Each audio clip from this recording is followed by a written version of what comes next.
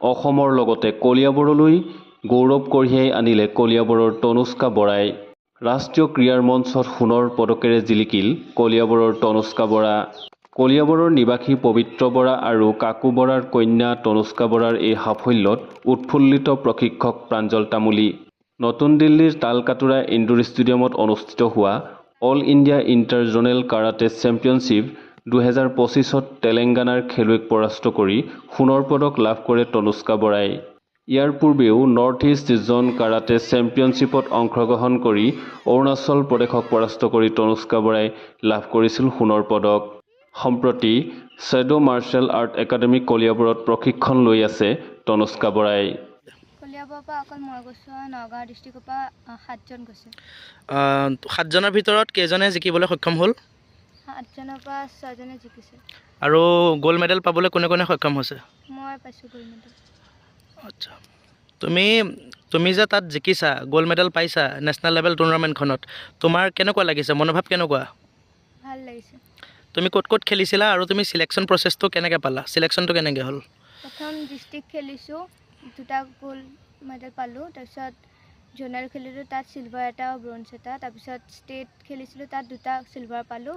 তাৰপিছত north east আছিল ইটানগৰত, তাত গ'ল্ড পালোঁ। তাৰপৰা চিলেকশ্যন পাই পেলাই মই অল ইণ্ডিয়া ইণ্টাৰ জোনত নেশ্যনেল লেভেল গেমখন খেলি আছোঁ।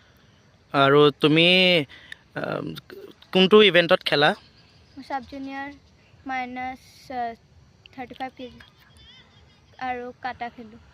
আৰু এগৰাকী আমাৰ ইয়াত ছোৱালী আছে, তুমি তোমাৰ পৰিচয়টো দিয়া। নমস্কাৰ, মোৰ নাম শ্ৰী ভাগ্যশ্ৰী বৰুৱা।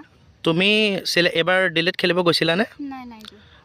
তুমি আগন্তুক চিলেকশ্যন কিবা পাইছা নেকি? হয়, নেশ্যনেল চিলেকশ্যন পাইছোঁ। কেতিয়ালৈ যাবা? জুন মাহত। তোমাৰ প্ৰচেছটো আৰু ক'ত ক'ত খেলিছিলা?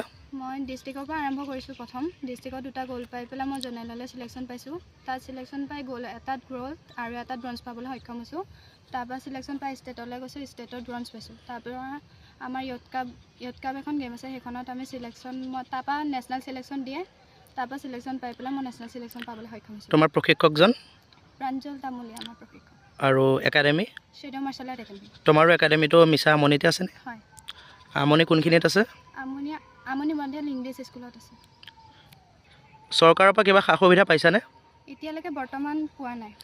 তুমি চৰকাৰক কিবা জনাব বিচাৰা নেকি? হয়, চৰকাৰক এইটোৱেই জনাব বিচাৰিছোঁ যে বৰ্তমানলৈকে আমাৰ একাডেমীয়ে আমাক এতিয়ালৈকে বৰ্তমান চৰকাৰৰ পৰা একো সাহায্য পোৱা নাই, একো সুবিধা পোৱা নাই।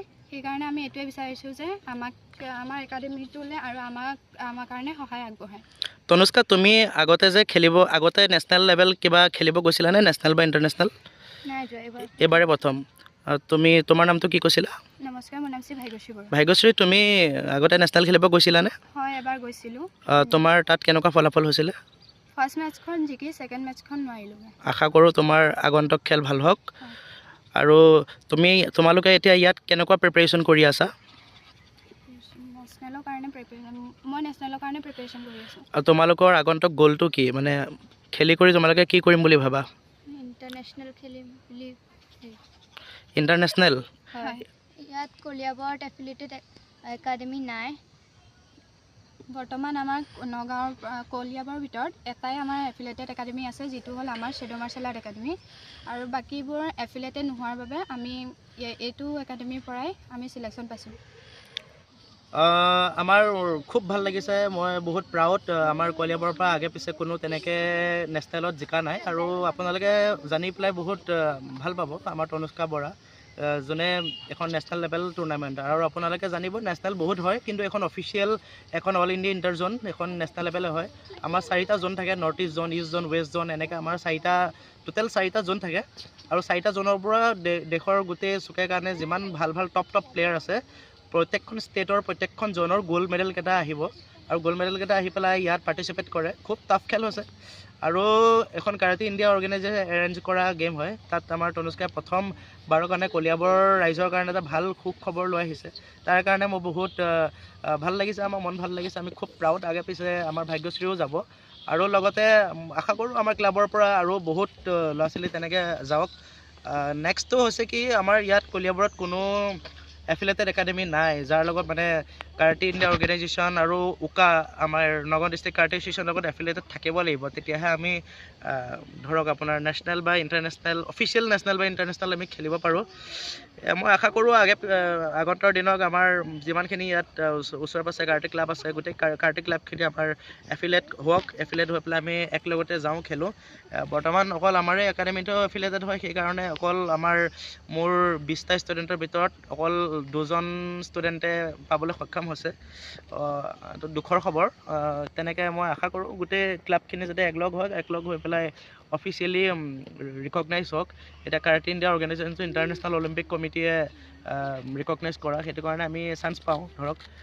আৰু আশা কৰোঁ নেক্সটত আমাৰ জানুৱাৰীৰ পৰা আমাৰ ডিষ্ট্ৰিক্ট লেভেল আছে, ডিষ্ট্ৰিক্ট লেভেলখিনিত যোনে কোৱালিফাই হ'ব ইণ্টাৰ ডিষ্ট্ৰিক্ট খেলিব, ইণ্টাৰ ডিষ্ট্ৰিক্টত যোনে কোৱালিফাই হ'ব ষ্টেট খেলিব, ষ্টেটত যোনে কোৱালিফাই হ'ব সিহঁতে নেশ্যনেল যাব ছাব জুনিয়ৰ কেটেগৰীৰ পৰা। বাকী ইউথ কাপৰ পৰা আমাৰ কেডেট জুনিয়ৰ আৰু আণ্ডাৰ 21 চিলেকশ্যন হয়, ক্লাবৰ পৰা আমাৰ ছিনিয়ৰখিনি হয়। শুভকামনা আমাৰ তনুষ্কা বৰাক মই অশেষ ধন্যবাদ। আমাৰ ক্লাবৰ কাৰণে এটা ভাল খবৰ, ভাল নিউজ, ভৱিষ্যতে কোনো কলিয়াবৰবাসীয়ে নকৰা প্ৰথম খেলুৱৈ আমাৰ তনুষ্কা বৰা। সেইকাৰণে মই বহুত আশাবাদী নেক্সটত এইটো আৰম্ভহে। মই নকওঁ যে অকল এইটো নেশ্যনেল লেভেল এটা অল ইণ্ডিয়া ইণ্টাৰজন চেম্পিয়নশ্বিপত অকল খেলিয়ে যে অকল শেষ হৈ গ'ল তেনেকুৱা নহয়, এতিয়াও বহুত বাকী আছে। তাৰ কাৰণে মই আশা কৰোঁ যাতে তাই বহুত ভাল কৰে আৰু আমাৰ বাকী ষ্টুডেণ্টখিনিও যাতে ভাল কৰে। মোৰ স্কুলৰ নাম আছে আমনি মডেল ইংলিছ স্কুল। আপোনাৰ নামটো? মোৰ নাম হৈ গ'ল MG জোছ। আপোনাৰ স্কুলৰ পৰা যিটো ক্লাব আছে সেই ক্লাবটোৰ পৰা এজনী ছোৱালীয়ে কলিয়াবৰবাসীৰ কাৰণে প্ৰথমবাৰৰ কাৰণে এটা গ'ল্ড মেডেল আনিছে। আপোনাৰ মনোভাৱ কেনেকুৱা? ভালে লাগিছে। আৰু আপুনি আশা কি কৰে? তেন্তে এছিয়ান গেম খেলিব, অলিম্পিক্স খেলিব আৰু ইণ্টাৰনেশ্যনেল গেম খেলিব, এইটো ৰাখিছে। আপুনি সেইখিনি আশা কৰে? কলিয়াবৰৰ পৰা Satyajit Gogoi report, any express.